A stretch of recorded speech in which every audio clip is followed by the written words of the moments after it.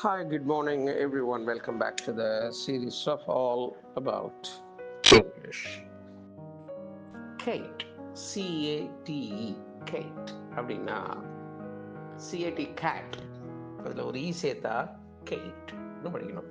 ஈஸியாக ஞாபகம் வைத்துக் கொள்ளலாம். அதற்காக கேட்லேருந்து ஒரு ஈயை சேர்த்தா கேட். ஒன்றும் இல்லை, ஒரு சுவையான அழகான ஸ்நாக்ஸு, ஸ்வீட்ஸு, ப்ரொவிஷன்ஸு, இந்த மளிகை சாமான்கள் மாதிரி any edible and eatable, especially eatable. எடிபிள்னா என்னென்ன, நேரடியாக சாப்பிட முடியாது. சமையல் என்ன இருக்குல்ல, அது எடிபிள். நேரடியாக நம்ம சாப்பிட முடியாது, சமைச்சு தான் அதை சாப்பிட முடியும்.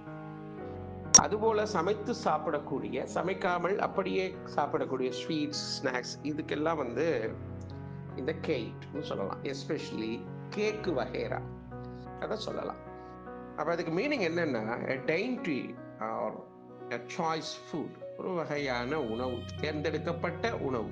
அப்போ தேர்ந்தெடுக்கப்பட்டோம்னா ரொம்பவே சுவையாக இருக்கக்கூடிய ஒரு பிரத்யேகமான அந்த மாதிரியான உணவுக்கு, அக்கேஷனலாக சாப்பிடக்கூடிய, விருந்தில் உண்ணக்கூடிய இந்த மாதிரியான சாப்பாடுகளுக்கெல்லாம், அந்த மாதிரியான ஆகாரங்களுக்கு இந்த கேட் என்கின்ற இந்த வார்த்தையை பயன்படுத்தலாம்.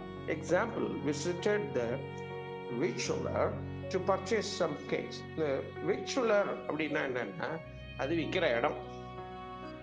இந்த மாதிரியான ப்ரொவிஷன்ஸ் அண்ட் ஈட்டபிள்ஸ் ஐட்டம்ஸ்லாம் விற்கிற இடத்துக்கு பேர் victualler அப்படின்னு சொல்லலாம். So visited the victualler to purchase some cakes.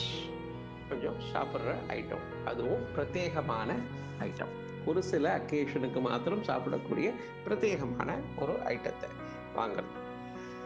இப்போ இதில் நம்ம 3 வார்த்தை கற்றுருக்குறோம். கேட்னு ஒரு வார்த்தை, டெயின்டி, அப்புறம் விச்சுவலர். டெயின்டினா எஸ்பெஷலி எ ஸ்பெஷல் ஒன் அப்படி சொல்லலாம். ரொம்ப டெலிகேட்டாக, ப்ரெட்டியாக, சின்னதாக இருக்கிறது, அழகாக இருக்கிறது, இந்த மாதிரிலாம் அதுக்கு நம்ம சொல்லலாம்.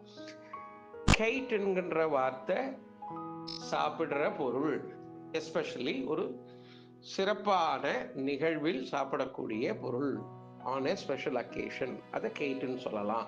கேக்குக்கு அதை சொல்லலாம். இந்த விச்சுவலர்ங்கிறது இதெல்லாம் கிடைக்கக்கூடிய இடம், ஸ்வீட் ஸ்டால் மாதிரி.